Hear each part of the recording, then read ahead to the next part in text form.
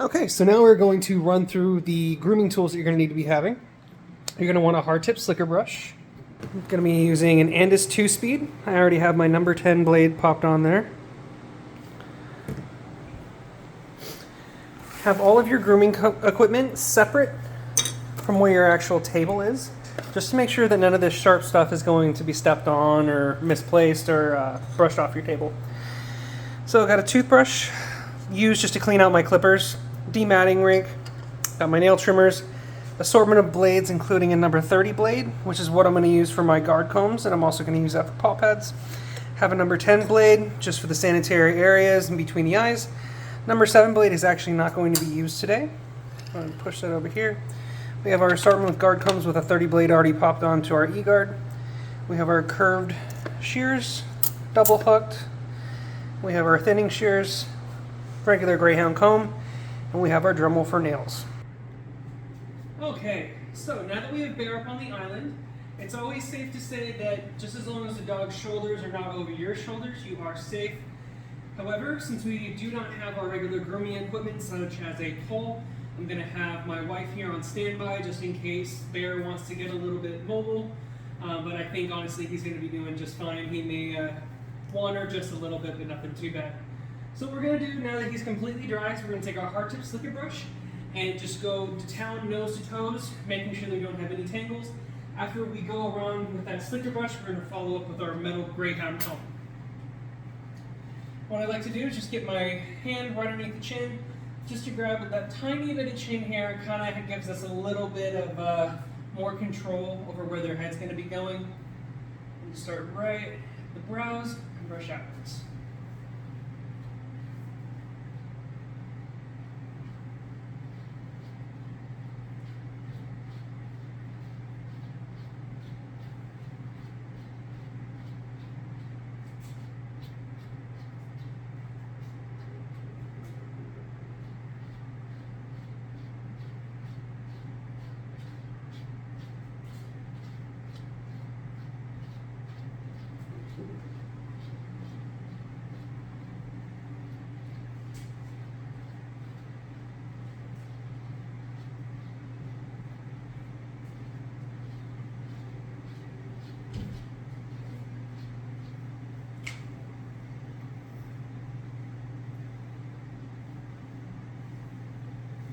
Alright, so in his mustache, I've gone ahead and I brushed it out with the slicker brush. It looks really nice and fluffy, but I kept hearing a scratching noise with the slicker brush and a little bit of friction still there.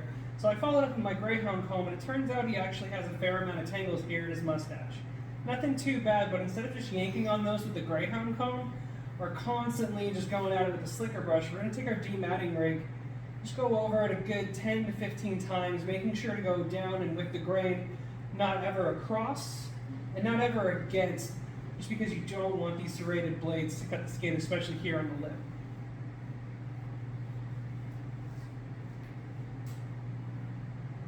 Alright, look at all that we got out.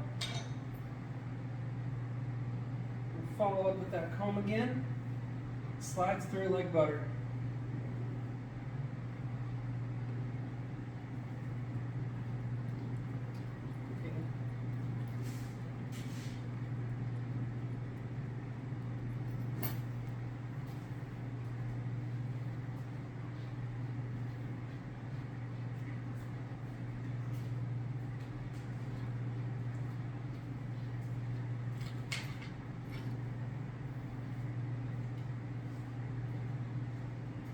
Alright, the other lip was not as bad. It's got a couple of tangles, nothing too serious at all. It can't be brushed out with just this comb. Actually, I take that out. Looks like we did find a snag. So we're going to go ahead and take that rake out again. Just very carefully try to figure out where that tangle is at.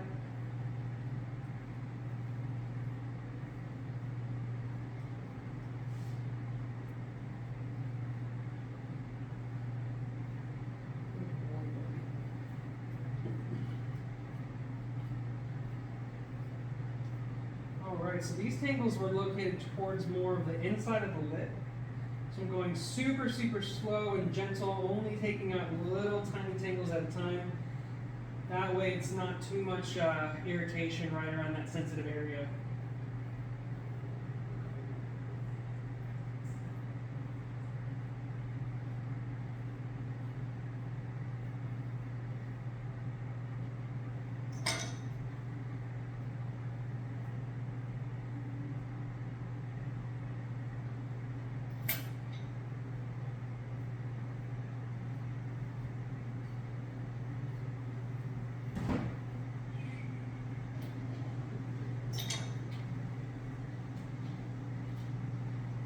All right, now we're just going to repeat that same process all over the head.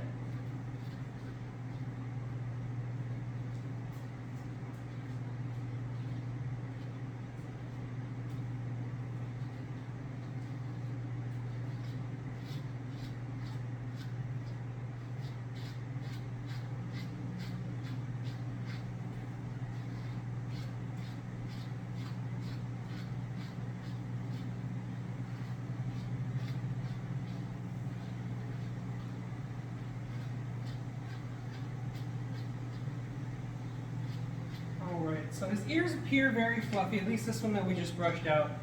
But I definitely know that there are some tangles hidden down in there, so we're not even going to bother with our comb because we know that they're there. Just going to go straight to the matting brick and start breaking these guys up.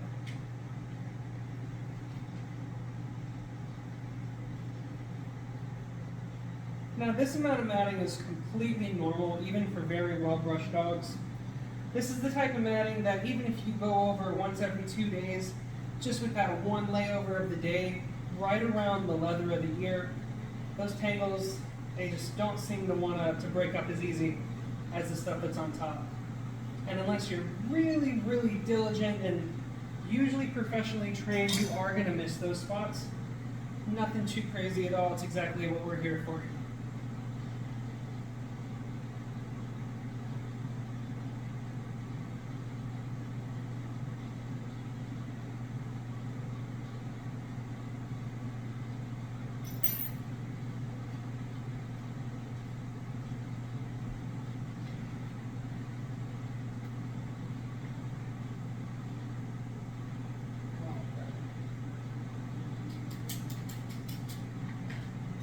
Look how much hair we've already got out just from one ear in the face. It's okay, buddy.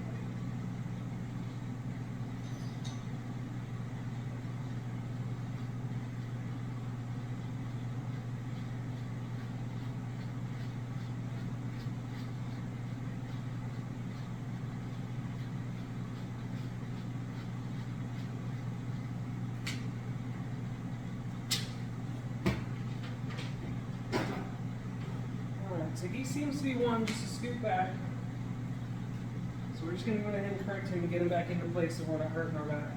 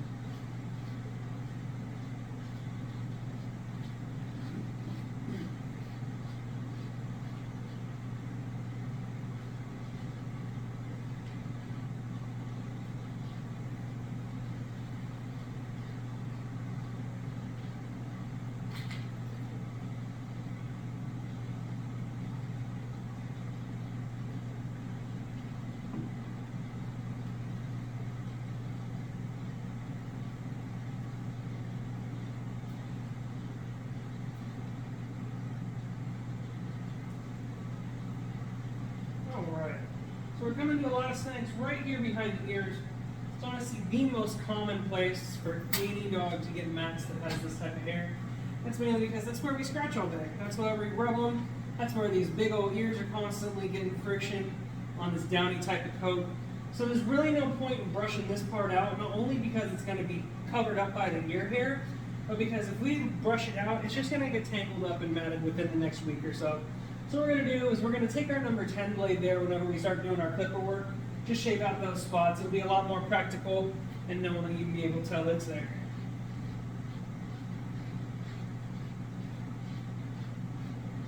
Alright, now that we got the ears and the head all brushed out, we'll go to town on the body.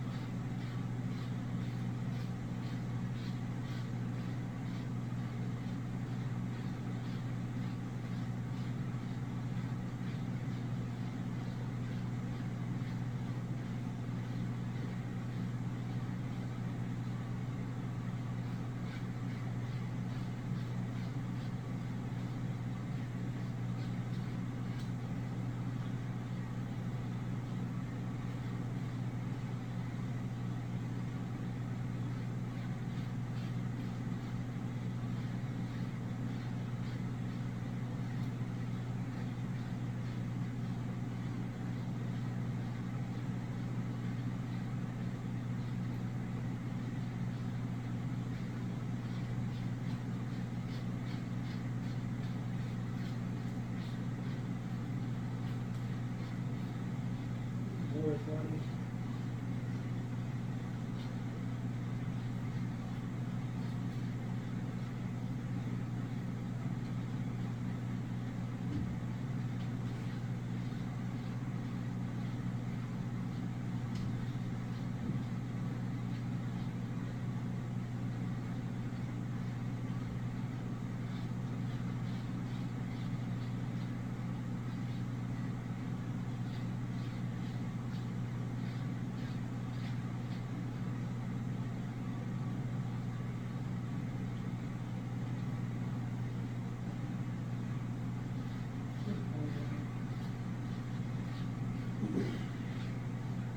So a lot of the times, if you have the opportunity to work around the dog and not have them work around you as far as the placement of their body, where they want to look, it's best just to go with the flow on what they want to do for the grooming portion within reason.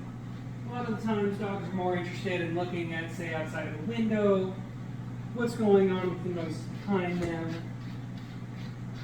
And if you're more passive about controlling the things that are within your immediate power to control, the smoother your grooming usually goes along.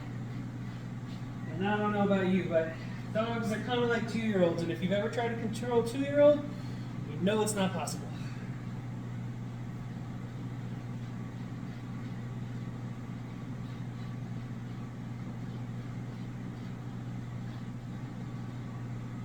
Okay, you sit.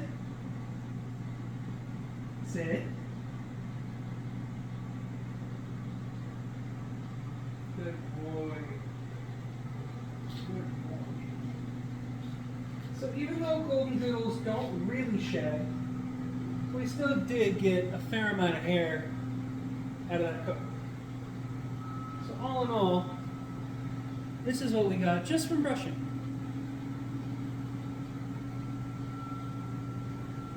Alright, so I'm going to turn him a little bit just so we can get at this tail. See? Make sure he's completely on the other end. So the tail, I did feel a lot more chunky mats. We have a lot right here towards the middle of the tail. There's one very large one right here that we're actually going to need to take our thinning shears to. That way we're not breaking them up completely with the mat breaker or the slicker brush, and it won't make such an apparent chunk look out of the tail. Caitlin, can you come stand by me?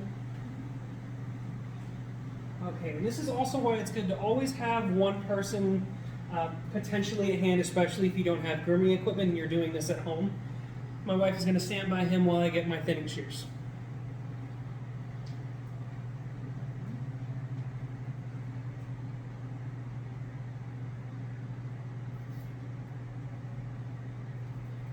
All right, thank you. So for the most part, if you are working in a grooming salon, you're pretty much going to have all of your equipment at your fingertips. You'll have a table or a pedestal that you're placing everything on. But since I am at home right now, everything is very spread out. Don't technically have all the tools of the trade that I need to successfully do this as if I was in the salon. But we make do. Alright, so I'm just giving it a once over with my slicker brush, just kind of straightening everything that can be straightened out. And I'm going to find that big chunky mat that we had. I'm kind of get real close to the base of the mat. Make sure I don't have any skin in there. Just give it a good once, maybe twice click. We're just going to go over that section with a slicker brush and see what it loosened up. A lot of times you just need that 1 or 2 hits with the thinners right at the base of that mat, and you are good to go. You'll never even know that that was going to need to be thinned out. It's not looking like the case with this mat, however, so we're going to go in and hit it one more time with the thinning shears.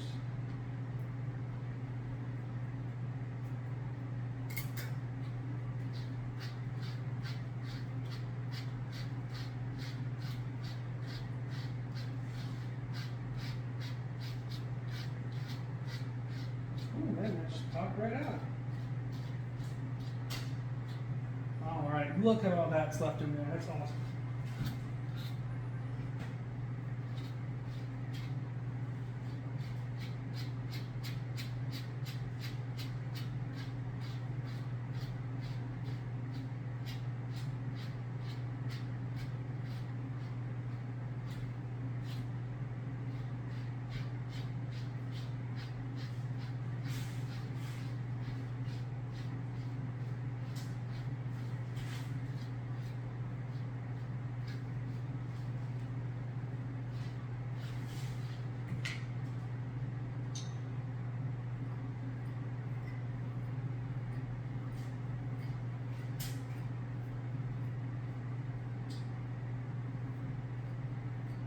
So he does have a fair amount of smaller mats at the base of his tail. That's mainly just because that's where a lot of that wagging is going on. So just like all the movement that goes on right behind his ears with the pets and the scratchings and stuff like that, same thing goes for his tail. It's got a lot of movement throughout the day, and it's in a very, it's an area that the hair is really thick.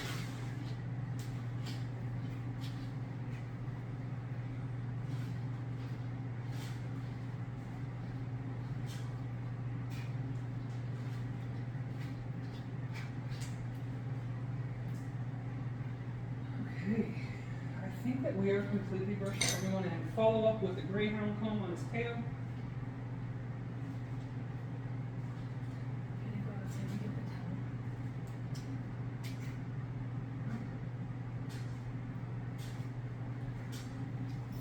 Okay, and I think we are good for the brush up. We will be right back to get the clippers all set up and start the haircut.